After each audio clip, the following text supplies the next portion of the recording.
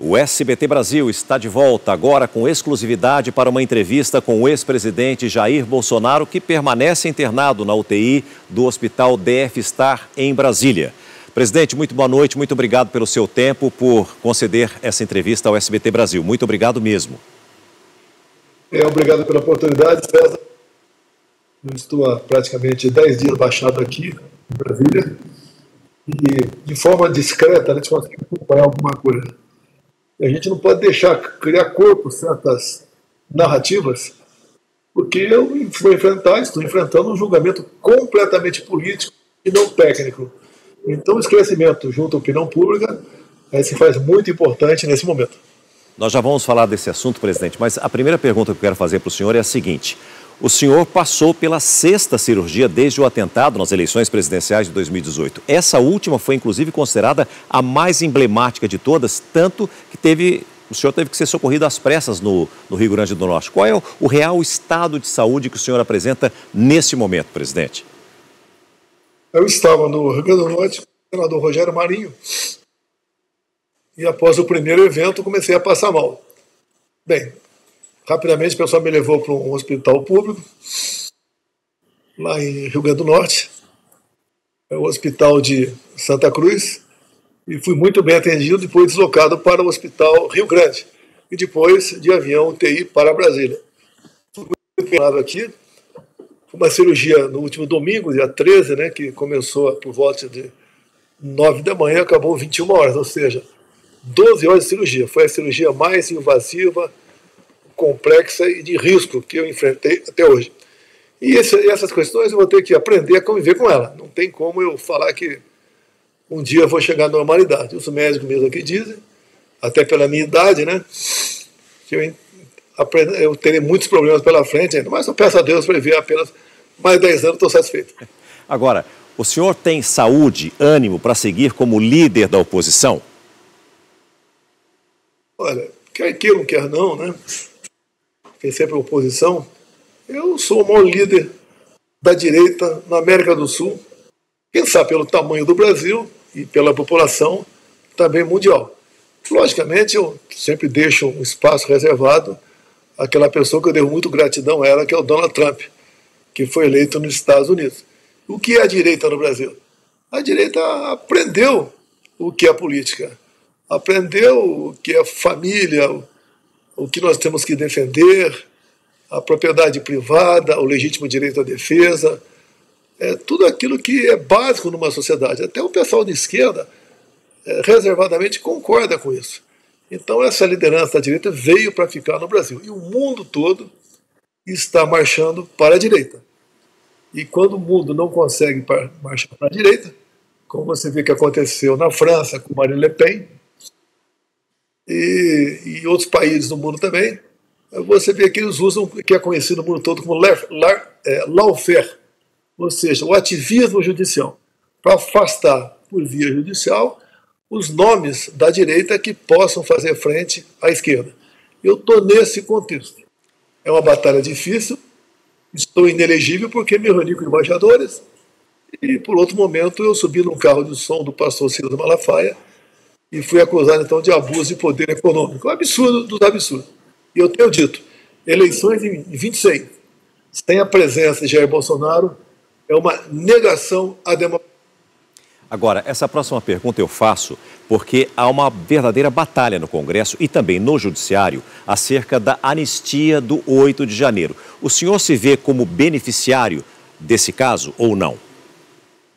O projeto apresentado inicialmente no ano passado, falava-se apenas no 8 de janeiro. E jamais eu esperava ser incluído no processo de 8 de janeiro, porque, afinal de contas, acho que todo mundo sabe, nesse dia eu estava nos Estados Unidos. E um dos crimes que eu respondo é deterioração de patrimônio tombado. Pô, como é que eu quebrei algo em Brasília se eu estava nos Estados Unidos? Não tem cabimento. Mas a única forma de me colocar dentro de uma tentativa violenta, segundo eles, de mudança do Estado Democrático de Direito, eu, de uma maneira ou de outra, ter participado do 8 de janeiro. Não tem qualquer ligação minha com quem quer que seja no Brasil, desde pouco antes de 30 de janeiro de 22, até o ocorrido no dia 8 de fevereiro. E eu então não estava, eu acabei entrando agora sem querer nesse processo. Porque lá atrás queriam colocar no projeto da anistia do Rio de Janeiro a questão da inelegibilidade. Eu fechei a questão do meu partido, tinha 90 e poucos deputados na época, para eu não entrar nesse projeto da anistia. Assim foi feito. E agora, por coincidência, eu estou dentro desse processo de anistia também. O que interessa para mim é colocar na rua, dar liberdade a esses pobres coitados. Dezenas deles estão presos apenas até 17 anos de cadeia, outros que estão foragidos pelo mundo e outros que estão aguardando julgamento pelo Brasil. Portanto, é lamentável. E tem um fato que realmente é de cortar o coração, com uma senhora de Ji-Paraná, Rondônia, mãe de 6 filhos. O mais velho tem 10 anos e o mais novo 10 meses. E o marido condenado a 14 anos de cadeia porque trouxe um frete para Brasília naquele fatídico domingo. E foi visto na região dos Três Poderes e ele foi levado às barras do tribunal e condenado a 14 anos de cadeia. O marido está foragido, não sabe onde ele está, se na região de Rondônia, Brasil ou Argentina, mas é um homem que está vendo, né, de longe os seus filhos crescer sem a sua presença. Bom, vamos falar sobre a denúncia da Procuradoria-Geral da República e o julgamento no Supremo Tribunal Federal sobre essa tentativa de golpe de Estado. O senhor disse que sempre não tem como dizer que teria participado dos atos porque estava nos Estados Unidos nesse período. Esse argumento, o senhor acredita que é suficiente para convencer os ministros do STF? Olha, pelas condenações que estiveram agora, condenações absurdas, é um processo, né, tipicamente político, não tem nada de técnico. Então eu disse para você, como é que eu posso deteriorar um patrimônio se estava fora do Brasil? A outra questão também é dano qualificado contra o patrimônio da União, ou seja, é a mesma coisa, uma repetição. Que dano é esse que eu participei? Você não tem uma só ligação com quem quer que seja aqui no Brasil. E outros dois idênticos, né? Golpe de Estado, uma brincadeira. Golpe de Estado sem liderança, sem tropa, sem armas, num domingo e sem o respectivo presidente para você destituí-lo naquele momento. Então não tem cabimento esse tipo de acusação contra mim ou contra quem quer que seja que estão nesse processo. E outra é a organização criminosa armada. Você vai nas polícias legislativas da Câmara e do Senado e pergunte se alguma arma de fogo ou arma branca foi apreendida no 8 de janeiro com aquelas 1.000 e poucas pessoas.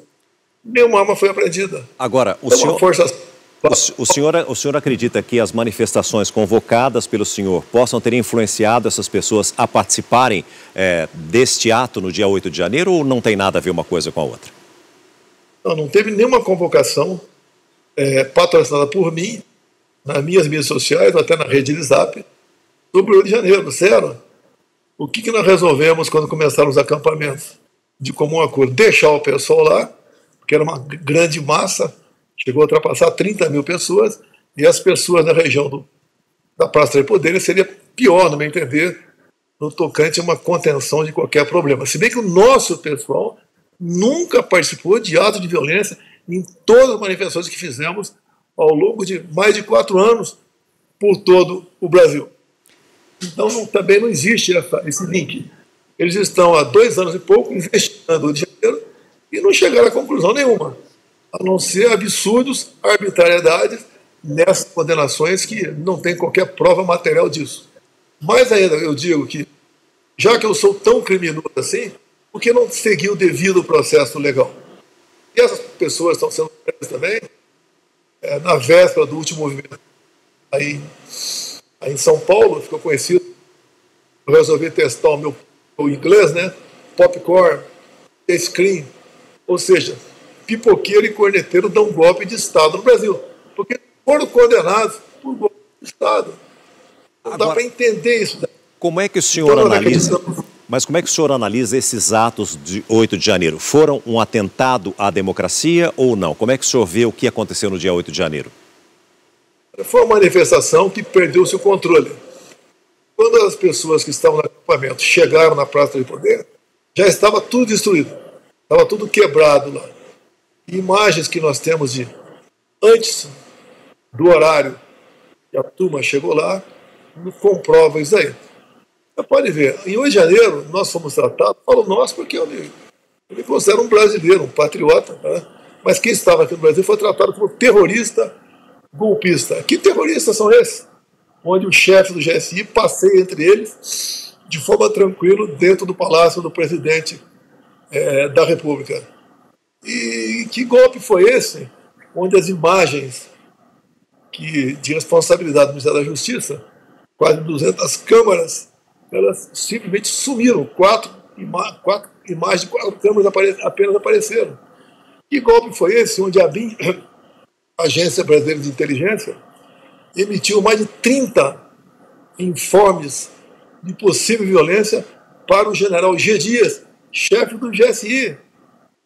Que golpe é esse? Onde o chefe do executivo, Lula, no caso, né, ele que não costuma acordar cedo dia de semana, domingo cedo vai para Araraquara ver uma catástrofe que teria ocorrido lá no final de dezembro. Ou seja, história muito mal contada. Agora, lamentavelmente, o encarregado do inquérito, junto com a sua Polícia Federal, a parte da Polícia Federal, é o grande responsável por esse estado de coisa que estamos vivendo. Digo mais, né?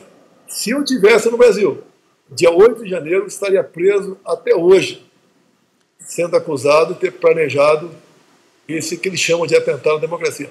Perdeu-se a noção, quando o pessoal chegou lá, já estava tudo quebrado, você vê a imagem do povo de verde e amarelo chegando dizendo, olha, não quebre, não quebre, não quebre, e mais ainda. Quando eu deixei o Brasil, dia 30 de dezembro, eu fiz uma live, falando para o pessoal, olha, o mundo não vai se acabar de 1 de janeiro, nós voltaremos, fiquem tranquilos, paz, tranquilidade, paciência, vamos em frente. As convocações recomeçaram na quinta-feira, a véspera do dia 8.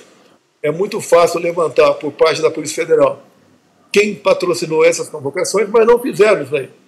E acabou acontecendo esse tumulto, esse quebra-quebra que ninguém concorda. Eu fiz um pronunciamento à nação, inclusive, no dia 2 de novembro de 22, após as eleições, dizendo que vamos continuar lutando, vamos fazer a nossa parte, dentro das 4 linhas da condição, que os nossos métodos não são iguais aos deles. Nós somos pela paz, pela tranquilidade, pela transparência, nós não invadimos patrimônio. Tudo isso está numa coletiva que é da imprensa no dia 2 de novembro de 22. Agora, os seus adversários dizem que o senhor teria participado da redação da minuta do que aconteceu durante 8 de janeiro, do chamado golpe. O que o senhor tem a dizer a respeito? O senhor participou dessa redação ou não? Olha só, chama de minuta de golpe, né? Minuta de golpe, segundo eles, está em cima de um dispositivo constitucional, estado de defesa. É bom você tocar nesse assunto, César, porque olha só, quando acabaram as eleições, nós aqui peticionamos o Tribunal Superior Eleitoral sobre algumas inconsistências que havíamos notado. E tínhamos outras petições a fazer. Bem, no dia seguinte, o presidente do TSE, Alexandre de Moraes, mandou o arquivo e nos deu uma multa de 22 milhões de reais. Eu duvido um só advogado dizer que o seu cliente ou ele foi multado por ter peticionado o juiz, seja que instância for pelo Brasil afora. O único multado foi o nosso partido. Então, quando nós recebemos isso, uma multa de 22 milhões de reais, porque teríamos duvidado da apuração das eleições, segundo o Alexandre de Moraes, nós não poderíamos recorrer dessa decisão dele.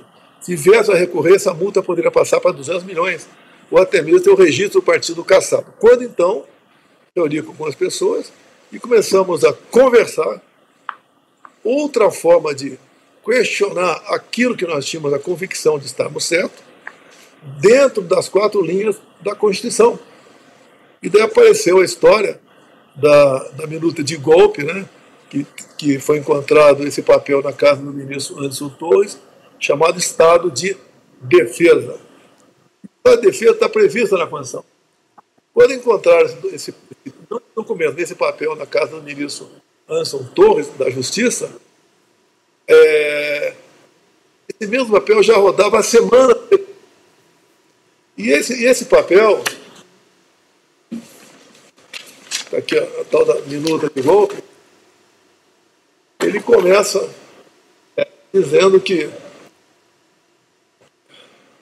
mas, presidente, fica decretado... Presidente, eu preciso... Rapidinho, tá bom. a defesa. Então, olha só, o estado de defesa não começa com decreto presidencial. O estado de defesa começa com a convocação por parte do presidente dos Conselhos da República da Defesa, que não foram convocados. São 24 pessoas que não foram convocadas. Então não existiu nem cogitação do estado de defesa. Portanto, o senhor não participou da redação da minuta do que está aí, é isso? Não existe minuta de golpe.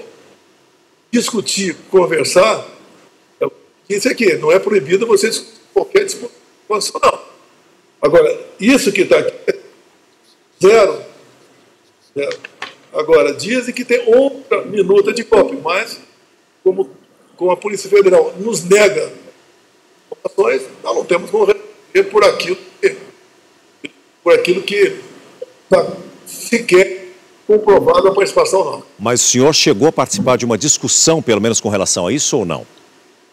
Nós conversamos dispositivos constitucionais e não podemos mais recorrer ao Tribunal Constitucional em a multa que nós levamos. Presidente. E rapidamente, na segunda conversa, não se toca mais nesse assunto e existe mais força de recurso. Perdemos e vamos esperar as próximas eleições. Diante do cenário que nós encontramos hoje, o senhor tem medo de ser preso ou não, presidente? Eu não tenho preocupação nenhuma, zero. Agora, a forma como o processo conduzido desde o começo, por inquéritos intermináveis, que já dura 6 anos. Eu, por outro lado, como chefe de organização criminosa, desde 29 de julho de 21. Tudo pode acontecer. Eu não acredito em prisão nos próximos dias, até porque não tem motivo para tal. Se bem que no Brasil hoje, para você ser preso, não precisa ter motivo nenhum. Nós temos um ex-deputado federal que está preso, aí, condenado a 8 anos e 9 meses, que está preso. Tivemos o Felipe Jean Martins, que foi preso por 6 meses. Temos o general Braga Neto, que está preso até hoje, por obstrução da justiça. O inquérito já tinha sido concluído pela PF e entregue ao ministro relator do Supremo Tribunal Federal. Então o senhor entende que isso é uma possibilidade real? Não, você não mais uma possibilidade. Simplesmente isso. Quer ver, você vai perguntar daqui a pouco, porque está na imprensa de hoje, né? O Supremo, caso é a turma, vai focar na minuta do golpe e também naquele plano de assassinar autoridades, que seria ali o plano aí, punhal verde e amarelo. Bem, o que eu tenho para falar sobre isso aqui? Um dos 500 servidores que trabalhavam na República, e ele até hoje não depois. Depois ele tem que falar o que é isso aqui, quem foi que fez, como é que apareceu no laptop dele, que foi desvendado ali na busca. Ora, isso eu não tenho o que falar sobre isso. Eu posso responder por algo que alguém fez e não falou por que fez isso, quem mandou fazer, quem pediu para fazer, quem está envolvido nesse plano, se esse plano aí é factível, não é? Logicamente eu abomino qualquer tentativa de assassinar quem quer que seja. Isso nunca fez parte da minha vida, planos nesse sentido. Tá? Plano político é outra coisa, de assassinar quem quer que seja, não. Presidente, a gente teve um probleminha na conexão, cortou um pouquinho. O senhor estava se referindo a quem, por favor? O autor desse plano conhecido como Punhal Verde e Amarelo é um general da reserva. Foi encontrado um laptop na casa dele numa busca e apreensão. Bem, o que naturalmente teria que ser feito? De imediato tomar o depoimento dele, até para evitar que ele apresentasse uma possível versão fantasiosa. Então, quem tem que falar sobre o Punhal Verde e Amarelo é o general da reserva, onde foi encontrado na casa dele esse plano aí, que segundo Alexandre de Moraes, segundo a Polícia Federal, era um plano para executar 3 autoridades E apesar do nome das autoridades não constar do plano, você pode subentender que seria aí o vice e o presidente da República, o outro nome talvez o Alexandre, mas quem tem que responder sobre isso é a pessoa que fez aquilo. Você não pode fazer uma pesca probatória, fish expedition, em 50 pessoas que estão do meu lado, e tudo for encontrado nas mídias dessas pessoas, eu ser responsabilizado. Não tem cabimento isso aí. E qual é a sua opinião a respeito desse plano? Eu não tenho o que falar sobre esse plano até que no computador de quem foi encontrado diga alguma coisa. Eu não posso ficar aí divagando, né? O que eu acho, o que eu não acho disso aí. Da minha parte, isso nunca passou pela minha frente. Tá? Nunca tomei conhecimento disso aí. Tomei conhecimento com o vazamento da PF junto à imprensa brasileira. E eu entendo, talvez, que o general da reserva não foi tomado depoimento dele, para que continue a narrativa que queriam assassinar 3 autoridades, entre elas aí o atual presidente e o vice.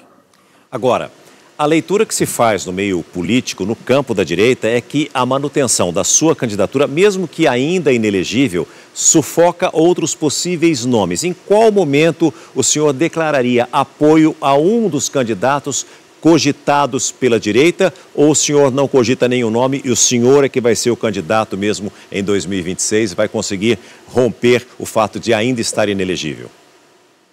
Olha, eu respondo pelo meu partido, Partido Liberal. Conforme tratativas com o seu presidente, Valdemar da Costa Neto, eu vou dar um norte das eleições do ano que vem. Eu quero que alguém diga se é justa a minha inelegibilidade. Ao me reunir com embaixadores, eu transformei num criminoso. Mas essa política de reunir com embaixadores é privativa do presidente da República. E a outra inelegibilidade, porque eu subi num carro de som do Ciro Malafaia, acusado de abuso de poder econômico. Não gastei um centavo, o carro não era meu. Então não justifica isso aí. Então, na verdade, eu me tornei elegível por qualquer outro motivo. Agora, eu vou lutar até o último momento, que eu repito, eleições, ser o maior líder da oposição no ano que vem, é uma negação à democracia no Brasil. Em qualquer pesquisa pelo Brasil, eu ganho do Lula uma margem bastante larga, né? Apesar de não confiar muito em pesquisa, mas as pesquisas nunca tiveram a meu favor. Se estão um pouco ao meu favor agora, será que estão muito na frente dele. Pelo que eu entendi do que nós conversamos até agora, o senhor diz sempre na sua narrativa que existe uma perseguição contra o senhor, que existe um complô contra a sua pessoa. Mesmo assim, o senhor acha que vai conseguir estar elegível em 2026? Você acha justo alguém ser processado por importunação de baleia? Alguém ser processado por falsificação de cartão de vacina? Na palavra de uma pessoa apenas, tanto é que a Polícia Federal arquivou esses 2 inquéritos há pouco tempo. Você acha justo, por ocasião das eleições, eu não poder mostrar a imagem do 7 de setembro, não mostrar a imagem do Lula defendendo o aborto no Brasil, do Lula defendendo roubo de celular para se tomar uma cervejinha? Você acha justo o TSE criar uma resolução nos 6 meses que antecedem as eleições para prejudicar um candidato? E o TSE fez isso. Uma resolução entre o primeiro e o segundo turno, onde transformou mais rígida ainda a punição e restrições de blogueiros de direita. O pessoal da direita estava apavorado.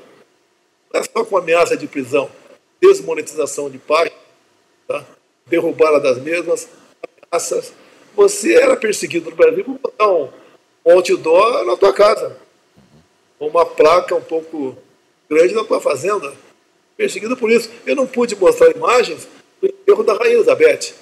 Uma rainha, né, na ONU discursando sobre questões de interesse do nosso Brasil. O TSE fez uma campanha forte para que menores de 16, 17 anos tirassem título. Essa faixa etária, 75% vota no PT e foram mais de 4 milhões de novos títulos. Só aí deu uma diferença de 2 milhões de votos para o Lula, maior do que a diferença observada nas eleições. Só aí você acha que teve ou não a mão do TSE por ocasião das eleições, além de todo o cerceamento. E uma coisa para ficar bem clara, né, quando falo em Forças Armadas nas eleições, as Forças Armadas não foram intrujas, não foram intrujas por ocasião das eleições. As Forças Armadas foram convidadas ou melhor, elas foram colocadas dentro da portaria do ministro Barroso, onde foi criado a Comissão de Transparência Eleitoral. Então as Forças Armadas estavam lá dentro. Elas tinham que fazer seu papel. Elas não podiam apenas assinar embaixo tudo que chegava lá. Por isso as Forças Armadas participaram por causa das eleições. E elas não questionaram as eleições, até como achavam que devia questionar, porque elas tinham poderes para tal. E no primeiro momento, quando eu achei que era bem-vinda a participação das Forças Armadas, aconteceu exatamente o contrário. Eles botaram as Forças Armadas para calá-las e, no final das contas, dizer que elas apoiaram totalmente o processo eleitoral. Agora, vale a pena retornar. O golpe, segundo a Polícia Federal, começou dia 29 de julho de 21, numa live minha, onde eu critiquei o sistema eleitoral. Ora, a minha crítica eleitoral não começou em julho de 21.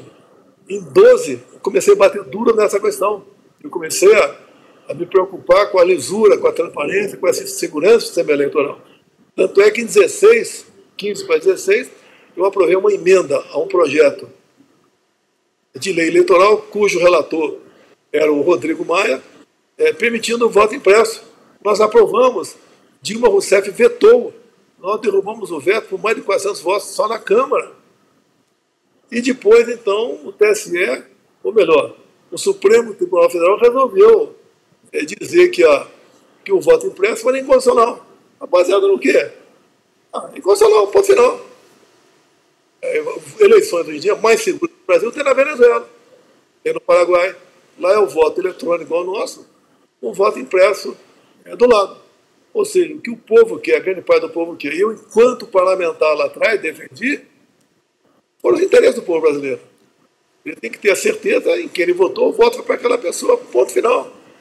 Agora, agiu com truculência o TSE, com essas proibições todas, com medidas de perseguir quem era direita. Aquele episódio dos empresários golpistas, entre eles estava lá o Luciano Hang, o objetivo de ir para cima do Luciano, que ele tinha uma página muito ativa, com 10 milhões de seguidores, foi tirar o Luciano Hang de combate, estava do meu lado, e também intimidar os demais empresários a não defender Jair Bolsonaro, ficar no mínimo neutro por ocasião das eleições, para facilitar a eleição do Lula. Agora, se é para falar em golpe, meu Deus do céu, golpe deu quem tirou o Lula da cadeia, quem tornou ele elegível e quem facilitou a vida dele por ocasião das eleições. Com tudo que o senhor disse até agora, presidente, o senhor confia, acredita na justiça ou o senhor acha que não vai ser possível o senhor realmente ser candidato? E se o senhor não for, realmente existe um prazo limite para que isso aconteça, para que o senhor possa se declarar candidato ou apoiar um outro nome da direita? Eu quase como está no momento, eu registro minha candidatura no último momento. O TSE tem poucas semanas para decidir. Eu acredito que até lá esteja movimentando multidões pelo Brasil. Eu duvido, a esquerda não vai ter um nome para se apresentar como um razoável candidato. Se for o Lula, pior ainda. Não tem liderança formada pela esquerda no Brasil.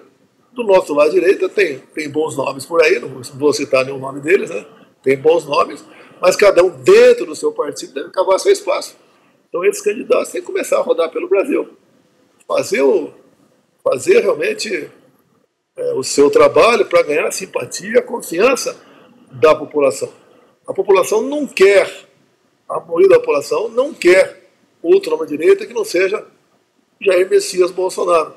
E ponto final, o que eu vejo a meu favor disso aí? Eu não estou contra o povo.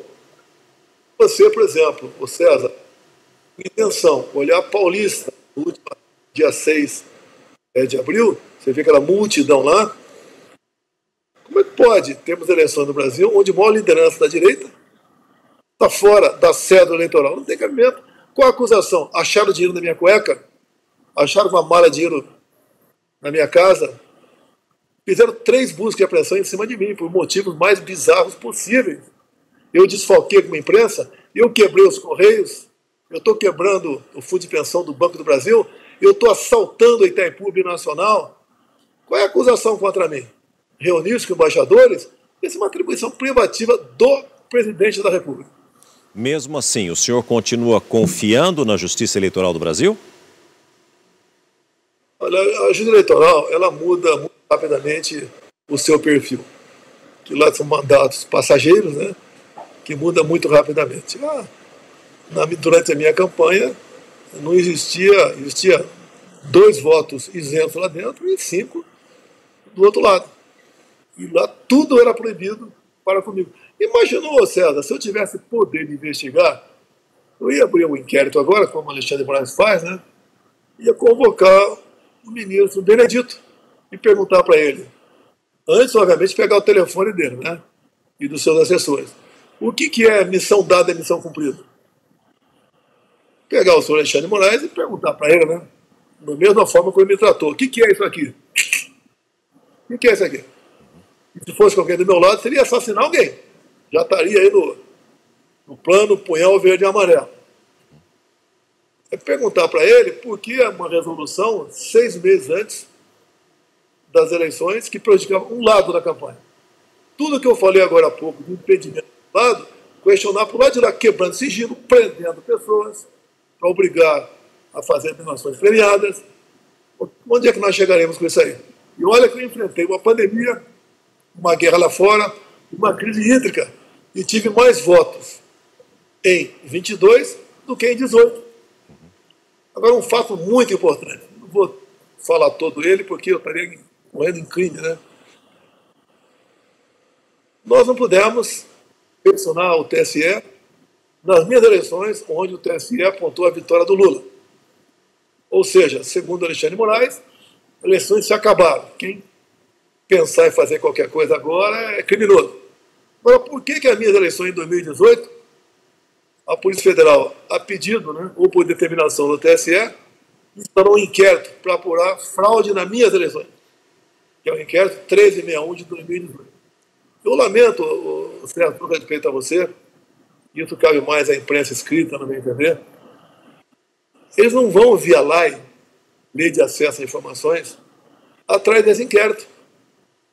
Esse inquérito foi que eu destrinchei para os embaixadores, que no dia seguinte foi tornado foi classificado como, qualificado como confidencial. E nesse inquérito tem 3 páginas ali, e realmente é inacreditável. Não é uma carta na mão que eu tenho. Política, a gente sabe desde cedo, né, que é a transparência. O voto é a alma das eleições. O voto do pessoa mais humilde e da pessoa mais qualificada no Brasil tem o mesmo peso. É um momento onde todos têm o mesmo peso. Por que esse inquérito foi classificado como confidencial no dia seguinte à minha reunião com embaixadores? O que tem nessas 3 páginas que eu estou falando para você que são de cair o queixo de qualquer um. Por que o Alexandre de Moraes classificou como confidencial? Por que o Alexandre de Moraes não suspende o sigilo desse inquérito? Porque não temos dúvida do que aconteceu ao longo desses anos todos. O golpe, segundo eles, começou dia 29 de julho de 21, com uma live que eu fiz, criticando o sistema eleitoral brasileiro.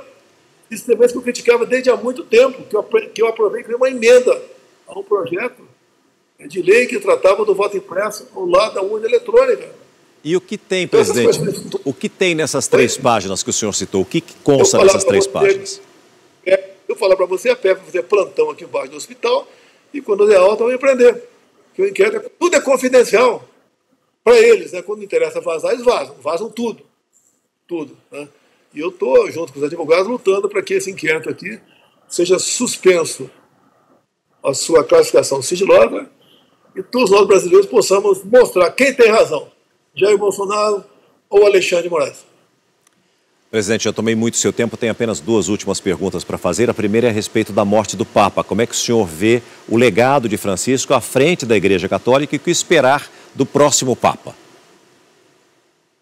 Olha, eu sou católico, tem uma passagem com 5 anos de idade da minha vida que nunca vou esquecer. Isso foi 65 anos atrás. A molecada botou a mesa colada uma na outra na sala e começamos a brincar de carrinho, né? Em cima da mesa. Meu pai chegou e deu um pescoção na turma, hoje em dia conhecido como cachação, o pé do ouvido mesmo, e falou: mesa é o local onde se come o pão e fivela o corpo, respeito. E não se fala de mortos. né?